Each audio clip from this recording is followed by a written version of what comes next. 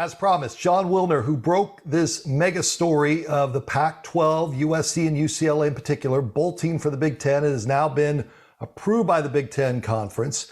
John broke it nationally earlier today. And now what does this mean for the conference? What does this mean for Arizona State and Arizona?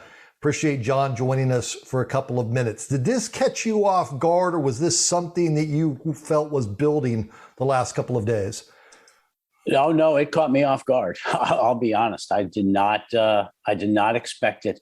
I thought something like this would happen, but in 5 years. This is like a media contract cycle too soon, if you will. I thought we were headed to a structure where there was going to be an elite division within college football, but it's moving that way much quicker than I thought. But you know what? There's a lot of money at stake here for USC and UCLA, and that was clearly a priority for them. How did this start?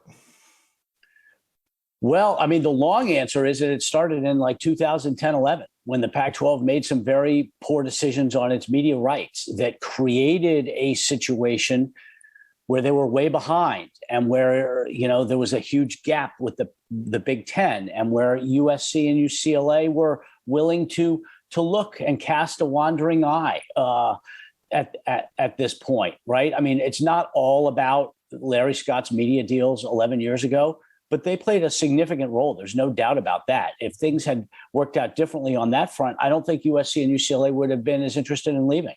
John Wilner with us on short notice. Wilner Hotline, of course, follow him on Twitter. He broke this story nationally.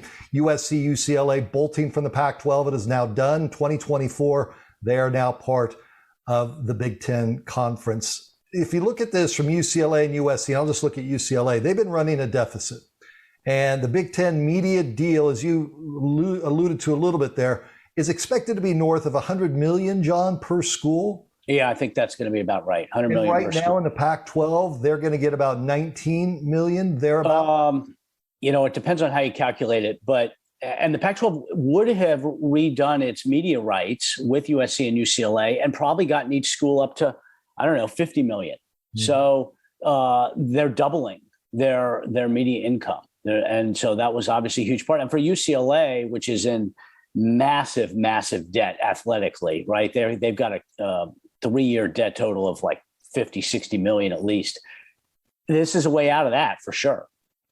So will this be football only? It's a question I've been getting asked. Is it too early to know? Will this just be football and all the other sports remain? Walk me through that with USC and UCLA going to the Big Ten. My understanding is it is all sports. So that would absolutely include men's basketball. It's all sports that the Big Ten sponsors, right? Like there's some sports out here that the Pac-12 sponsors that the Big Ten doesn't. But all the major sports, football, men's basketball, women's basketball, baseball, softball, they're all going, which is going to be interesting because now the student athletes in USC and UCLA are going to have to travel to Rutgers and College Park, Maryland for their games. It is certainly an interesting development, and the geography was one of the things that kind of always you thought, well, I don't know if it's going to happen. That's such a long way for those athletes to go, but money talks. How does this impact Arizona State and Arizona less than 24 hours after the announcement? Yeah, well, it's going to be interesting. Right now, I think the future of the Pac-12, there are two outcomes for the Pac-12. One is it stays together in a lesser version and potentially merges with the Big 12. That depends on Oregon and Washington. If Oregon and Washington leave, and I don't know for sure that they are not leaving, if Oregon and Washington were to leave, then the whole thing fractures.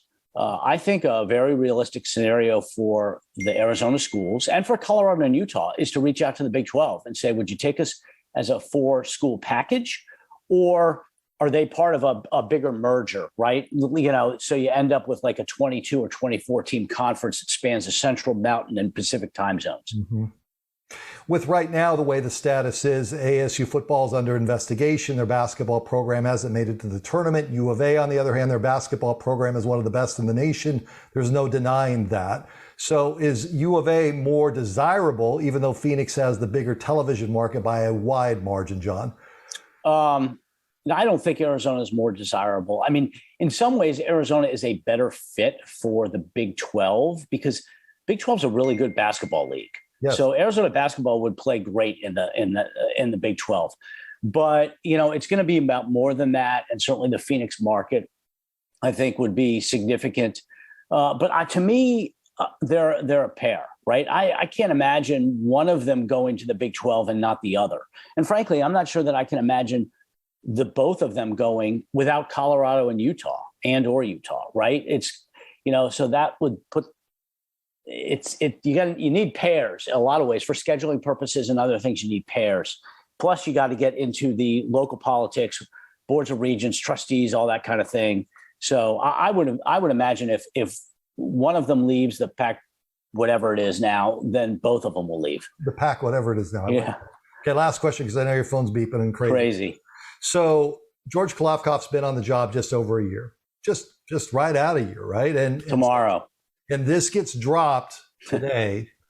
Next month, in July, end of July, when we're at Pac-12 Football Media Day, is it going to be nasty, contentious? I mean, things that we just have never seen out of a conference that has always tried to be the conference of champions, and we're above board on this stuff. Are we going to see a side that's just flat nasty? I doubt it. It'll be interesting to see if USC and UCLA have their, athletic directors and campus officials at the event.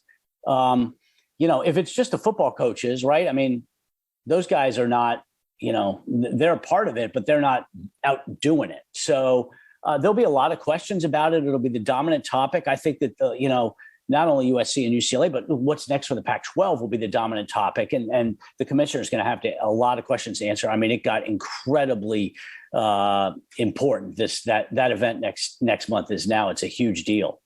Okay. Before I get you out of here, what am I leaving out? What have you been hit on the most today in your conversations? Your phone's been beeping while I've been talking.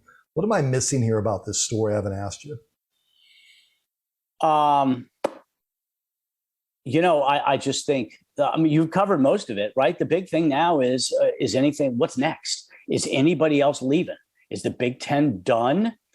Are Oregon and Washington? If the Big Ten won ASU and U of A, it wouldn't seem to me they would. That Oregon and Washington make a lot more sense. Oh, yeah. I don't think the Big Ten wants Arizona and UC and ASU. The thing is that you have got to have a big enough football brand so that coming into the conference increases the value for all the existing schools, right? I mean, Arizona and Arizona State don't have needle-moving football brands. Right. Oregon does, Washington does.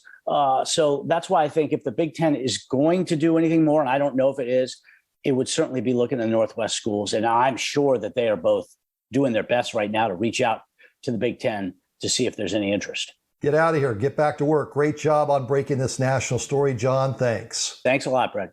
There's John Wilner, Wilner Hotline. You can find him on Twitter. We appreciate his time, and we'll let him go off that. We're back with more after this timeout.